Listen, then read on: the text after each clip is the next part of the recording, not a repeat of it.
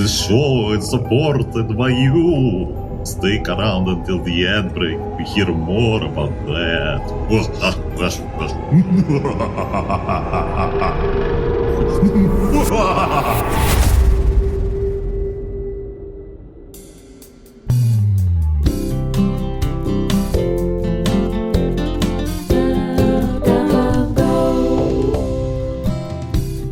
This is Cup of Go for Halloween, October 31st, 2025. Keep up to date with the important happenings in the Go community in about 15 minutes per week. I'm Jonathan Hall. And I'm Shan Ahmad.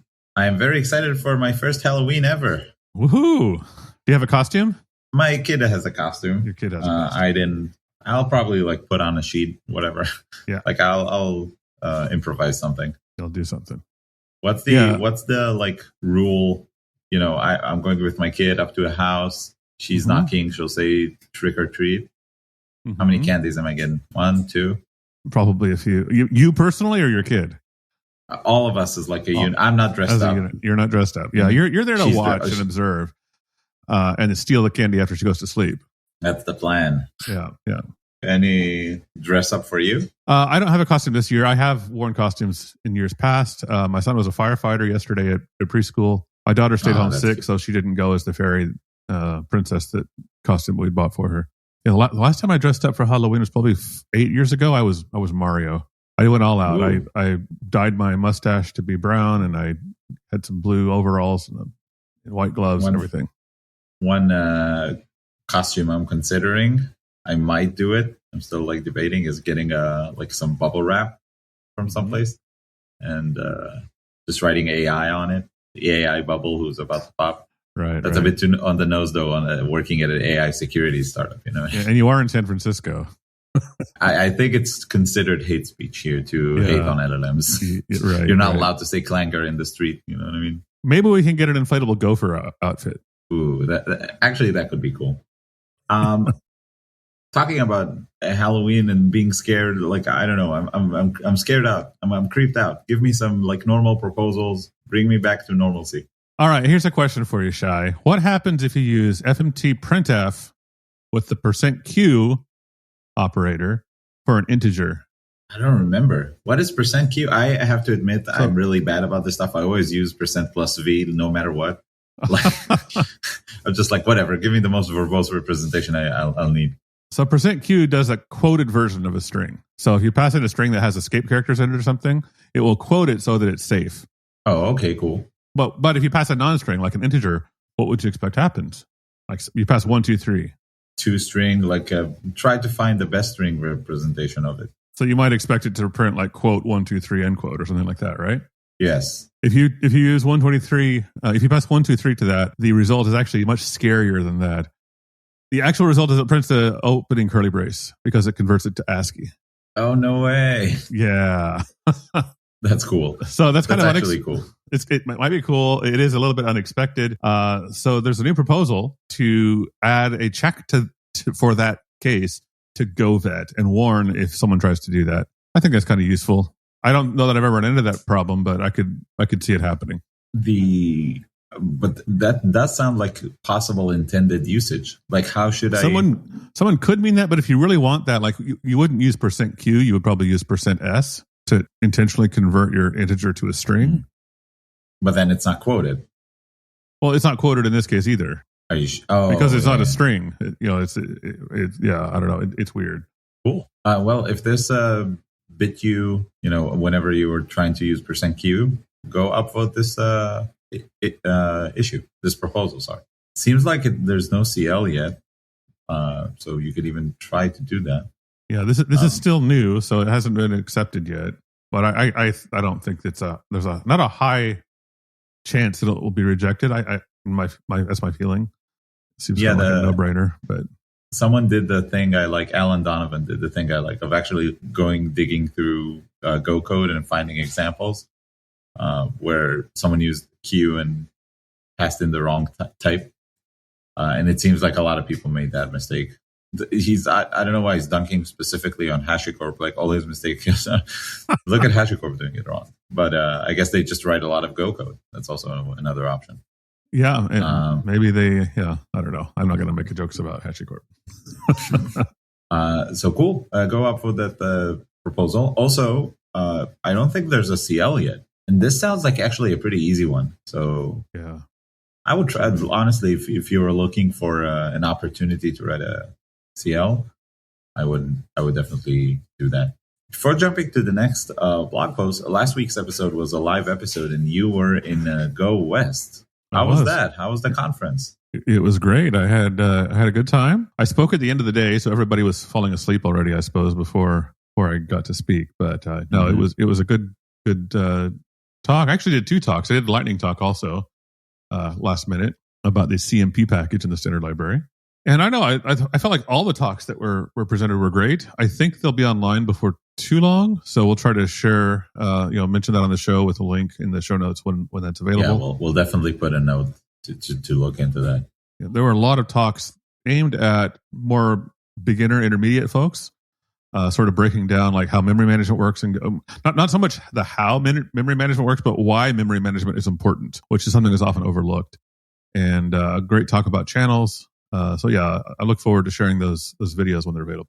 And you mentioned you met a lot of, like, before the show, you met a lot of people who were actually on the show before, right? Yeah. So of course I met Mariah and Derek, who are co-organizers of the show, and they've been on the show before. Mariah at least twice. I also met Elliot Mins of Dreams of Code. He was there.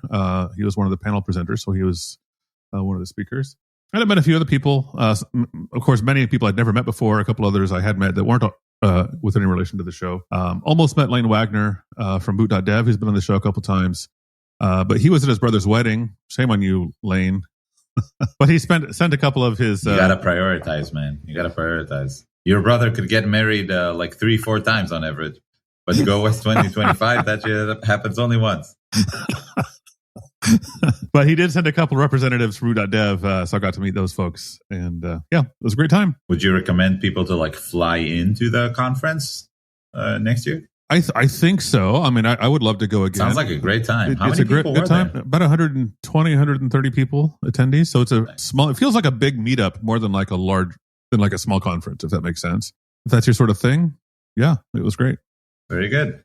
So as you mentioned, while I was busy meeting folks, you were also meeting folks, and we of course did a little bit of a awkward live episode from a noisy restaurant parking lot. That was a little, I don't know, not super official. People saw behind the scenes a little bit, but it was good. Yeah, I helped organize the Go San Francisco meetups. This is the second one I'm running already. Saw some familiar faces. Simon Law, Josh Bleeker-Snyder, of course, did a talk, which I found really cool. Changed the Go runtime while like running some programs, and then suddenly every time there's an assignment to a map, it prints to the screen. You know what? Now arrays increase their size, but like slices increase their size 3 times, not 2 times. Every time they need to like increase the capacity. All these cool things. I really liked it. And yeah, so people are getting excited about the Go meetups in San Francisco again. Like I've had more than one person approach me and like, I want to be part of the organizers. I want to host. I want to sponsor. Like, I don't know. Feels like San Francisco went through like some downtime during, at least that's what people tell me, that they lived here for a while. They had a really rough time during the pandemic. Like the city got like emptied out, you know what I mean? And now it's coming back like really, really strong. So there's a lot of excitement about like meetups and Go and whatever. And yeah, we're already planning the next one in January. I don't know. What do you think is a good cadence for like city meetups? In Amsterdam, we did about 10 a year. So we usually do one a month, except during summer and maybe around Christmas time. I'm like, I want to do 4 a year. I don't know if that's like too few to get people like. I think it depends on, the most important thing is don't burn out your organizers. If you have the energy to do 4, then do 4. I think I'll do one in January, and if there will be a bit more attendance. It was a really good crowd, but it was pretty small. One of the things that pissed me off was that like we had 50 people RSVP and about 20% show up. That was kind of frustrating because we ordered a ton of food and ended up going to waste. But under that, I had a great time. I'll definitely do it again. And there is going to be one in January. So if you're in the area, like or you're listening to this podcast, like stay tuned. I will update on it. But yeah, very face-to-facey sort of week for us in the Go. How do you like to call it? Meet space in Meet space. Yes. All right. There is a blog post I want to talk about. Let's do it. Andrew Iyer posted a blog post which I really like called "I'm Independently Verifying Go's Reproducible Builds." I think these are the sort of blog posts that you're either going to really like or going to really find super boring. Well, I'll try to explain it. Do you know what supply chain attacks are? They've been all over recently. Yes. How do I explain this? Like I know what it means. We've talked about it on the show before. Yeah, with domain squatting and so on. But so you have typo squatting, and you have even people replacing your binaries like in the CI to be bad ones, etc., etc. It basically means introducing vulnerabilities, at least in software, right? Introducing vulnerabilities in code that you import and not code that you write in some level of the stack. And one important level of that stack is the Go runtime itself, right? I could replace the Go runtime to, I don't know, it'll send me a message every time I'm open a Go routine that opens a port that I can connect to your machine remotely. And you wouldn't want that. And because you don't read and review all of the Go code, while you build, you need something to protect you from it. What do you think protects you from it today?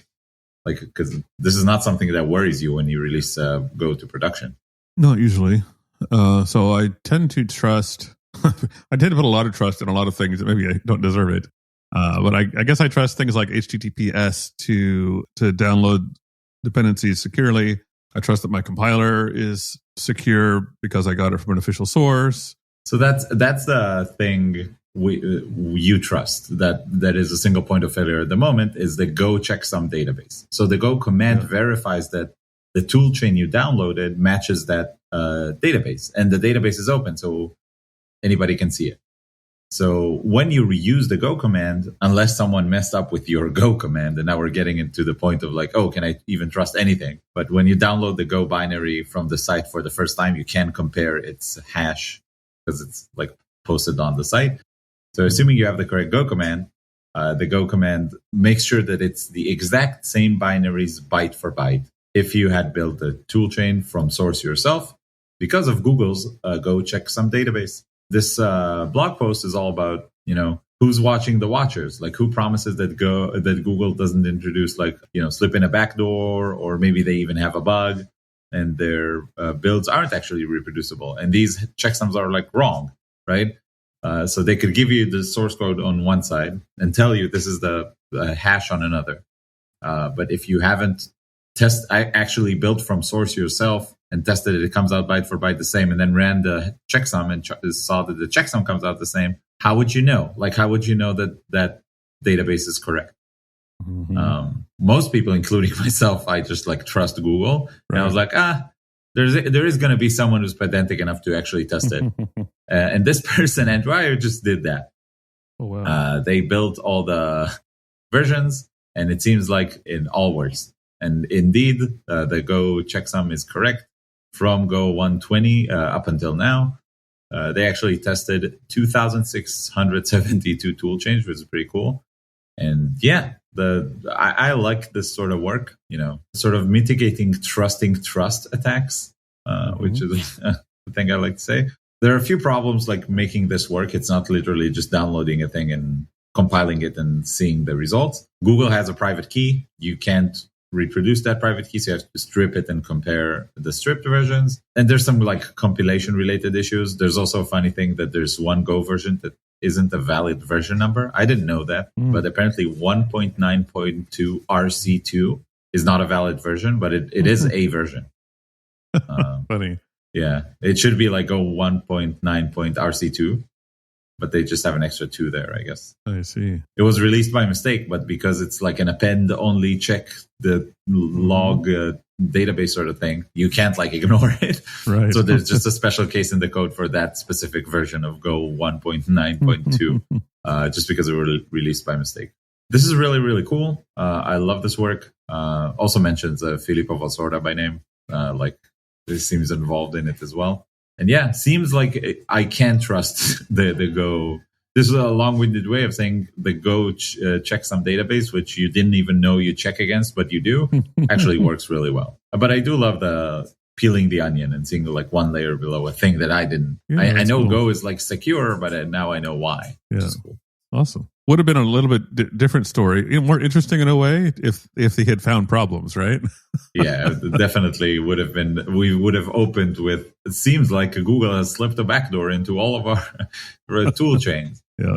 But honestly, whenever a blog post comes out like this of like someone going really deep doing a security research and then everything's okay, I love these sorts of blog posts as well, because it's very easy to talk about vulnerabilities, but it's actually interesting to talk to like independently verify and say, I think confidently this is okay. As a security like person, when you find a problem, it's super easy to talk about it. But when you don't find anything, you need a lot of confidence to stand behind it and say like, I'm pretty sure this is okay. Yeah. Because if it's not okay, you know what I mean? People are going to come back to your blog post and be like, that guy, Yes. get him. I'm looking at something that looks kind of promising. It's the JetBrains Language Promise Index. I love this tools and trends. Did you know that Go has more promise than JavaScript? Which is saying I something, because JavaScript has promises and Go doesn't, right? You know what? I bet someone did like that. I'll look it up right now. Promise syntax in Go. Generic promise library for Go. Lovely. There you go. Go type. There we promise. go. Go has promises now too. So JetBrains published recently their language promise index and a whole bunch of other statistics. I don't know what the promise index means. It's sort of an arbitrary number. It says we combine growth, stability, adoption momentum, and user loyalty to identify programming languages with the biggest chance of expansion over the coming year. And TypeScript is ranked at number 1 with a plus 223, whatever that means. Go comes in at number 4 with plus 115. And JavaScript only has plus 15. So Go is ahead of JavaScript by 100 promise, whatever that means. 100 promise points. Yeah. Rust is number 2, which I think indicates, this is who is going to, this number is more like who is going to expand versus who has market share right now. Mm-hmm. Although these things that tend to be related, I think this is it's a combination of like real world adoption, but also like aspirational thinking by developers. It must, because like Shell is rated at plus 41 above PHP and SQL, and Ruby has minus 21. Yeah. I can understand Objective-C having a minus 3 because that kind of lost the battle a long time ago, right? It's been superseded by, I don't remember what, but yeah, these Flutter numbers, and things like that. Yeah, exactly. But anyway, like, I don't know. Seeing Shell outperforming Ruby is strange. It's not really comparable. I am sad to see SQL so low on that list. I wish more people knew better SQL instead of like really liking TypeScript and then writing stuff with ORMs. But that's just another battle. The important numbers I saw is something that I think a number I can understand is top 5 languages developers want to adopt next. So these are like the share of developers expressing an intention to adopt said language. In number 1 is Go with 11%. Mm-hmm. Rust right behind it with 10%. And then like Python, Kotlin, and TypeScript. First of all, this says something we talked about in the beginning of the show. I think one of the first episodes, that Go is very much a second language. Mm-hmm. You remember I remember talking Reddit about that, yeah. blog post about it? Yeah. Like nobody starts with Go because you have to start like someplace else, and then you can appreciate all of Go's little quirks, like why it actually helps you out. But yeah, a lot of developers want to move to Go. I think also like dynamically typed languages that help you like type less and do things more freely. The more I talk to people, I don't know if you got the same vibe, but it seems like they're losing their allure because people want their compilers to check AI generated garbage. It's much harder to write like a garbage that won't compile in using LLMs in Rust or in Go than it is in TypeScript, JavaScript, or Python, where it's really easy to generate plausible looking like text that isn't actually a valid program. I don't know what's the reasoning behind it, but obviously I'm happy to see it. More people coming to Go, meaning more open source contributions, more usage, more bugs, more listeners to Kappa Go. I love it. Any other number you looked at this, sort of report that you were that stood out to you? I did see other numbers. Most weren't Go related. I was encouraged to see that Postgres is finally more popular than MySQL. MySQL's had a strong lead for years, and Postgres is now 1% higher. Great. I love Postgres. I'm not sure why that is. I've been a Postgres fan for years. I suppose MySQL's acquisition and licensing issues and forks and all everything, probably all plays a role. But and also all the new fancy hosting stuff like Neon and Supabase and blah blah blah. Actually, I don't know about Supabase. I'm taking that back, but definitely like Neon, and there's a lot of like newfangled hosting, like cloud hosting companies that give you fancy Postgres. I think made it easier to adopt. I suppose we should also mention MariaDB is listed separately, and it has a 16%. So if you were to combine Maria and MySQL, it would still beat Postgres. So that ecosystem might still be winning if it's a battle, but whatever. I think it's interesting. Like the more something is popular, the easier it is to adopt it in like an enterprise perspective, right? Or a company. Like I'm hiring for engineers right now. Would I try to write my thing in Objective-C, which has like 2%, or TypeScript, which has 45%? And that's a good question for Rust, right? If you think that they are, or Go, if you think this survey is correct and these languages have a lot of promise, it would make sense to use Rust or Go for your next project instead of like TypeScript or Python if you think these have a benefit, because people would want to move to it. And from a job seeker perspective, this is a bit more complicated, like reading this, I feel, because you'd much rather learn a language that would be employable, but also you want to learn the language you want to learn, right? Like if you enjoy using, I don't know, I know a lot of people enjoy using Kotlin, for example. They love the syntax, the functional approach, blah, blah, blah. So would you learn Kotlin right now because you want it? And, it's according to this thing, it's on the up and up versus, I don't know, learning Swift, which is like sort of going down. Would you learn Java, which is like pretty stable and not moving anywhere? You know what I mean? Yeah. Both from a job seeker and already a established team, these numbers, I think, they could inform someone who's actually making the decision of, should we rewrite it in Rust? Blah, sure, blah, blah. Definitely. So link in the show notes. You can check this out. I don't know where they got the numbers for these, by the way. I'm like trusting these numbers, but I have no idea where they got the numbers They probably didn't use the Go Checksum database, so these numbers might not be secure. Yeah, exactly. But I don't know. I have an innate trust in JetBrains, even though I hate their IDE. I feel like they're a good engineering company. Yeah. It's just a brand thing. I can't justify it for sure. All right. And given that survey, you have the link in the show notes. Let's move to a quick ad break.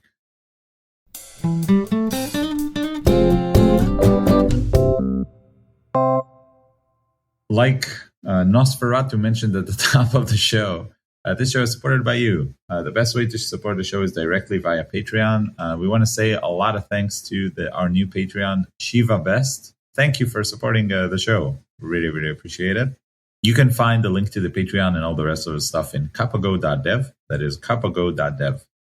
There you'll be able to find links to our Slack channel, #Kapago, our email address, news@kapago.dev, our swag store, which includes brand new swag that people have been enjoying, new hats, new stickers, and Go socks, like Rooster socks, which I haven't gotten, I'll admit. I have too many socks. I just did like a Costco run, but someone wanted them.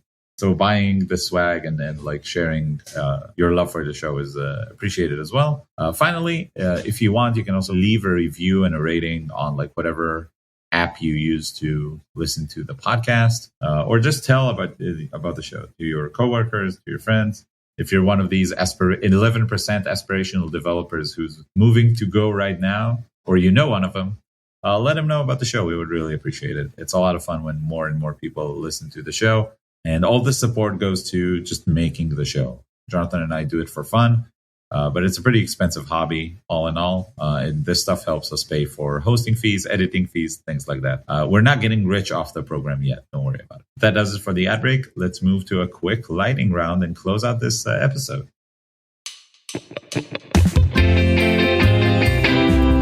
Lightning round. First up on the lightning round, why I built a 39 million operations per second zero allocation ring buffer for file watching in Go. Why not? Why not? Yeah, it sounds like fun. I love zero allocations. It's like the new code golf, right? How many allocations can we get out of our our Game of Life or our FizzBuzz or whatever else you're doing. Seems like you're not loving the zero allocation vibe. So the truth is, I think zero allocation is quite useful for certain applications. I guess I feel like I've seen it before. You don't care. I don't care. Yeah, it's not worth bragging about anymore. Everybody does zero allocations now. I don't know. I think it's useful for specific applications. This is part of like a high performance dynamic configuration framework. Absolutely, yeah. And configuration has never been a bottleneck in any application I've wrote.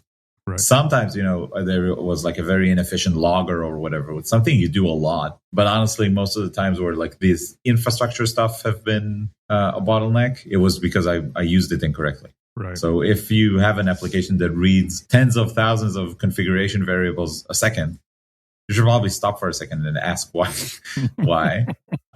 Anyway, I actually like the premise of the project. Like, let's build a really, really high performance piece of infrastructure, and then you can do 39 million operations per second, blah, blah, blah, with nanosecond latency and throughput and zero allocations memory. People on Reddit really hated on it. And this is not me like doing the usual Reddit thing. I don't understand why people are like so negative towards such a cool project. Because it's Reddit. Maybe. If you tried to give them all money, they'd criticize you for doing charity. Yeah. I don't know. You're trying to get me to pay more taxes? Anyway, if you need a really fast configuration thing, or you're looking for some performance-related inspiration, you can go check out this project. My thing is something, it's been on the backlog for a while, so I decided to just do it in a lightning round instead of letting it rot. A modern approach to preventing CSRF in Go. I don't know about you, but I hate it when I develop web applications and then I have CSRF issues. I'm also very worried that I don't exactly remember which headers I need to add every time.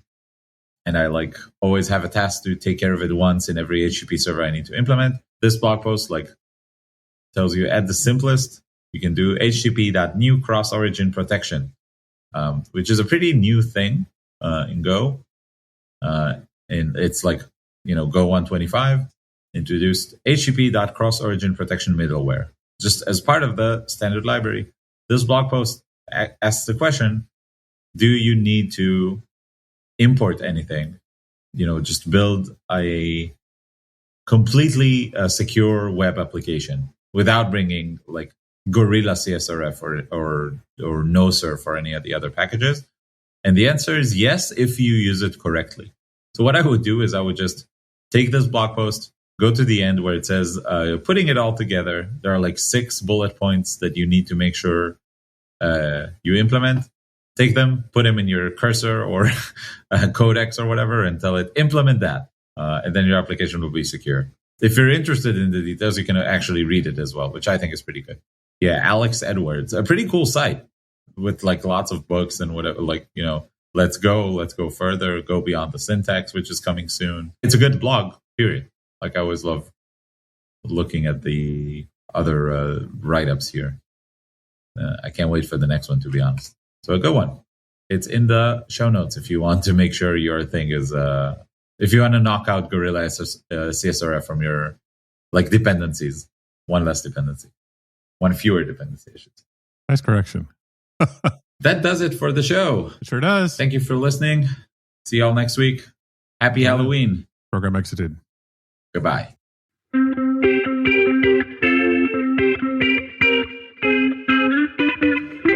Program exited. Goodbye.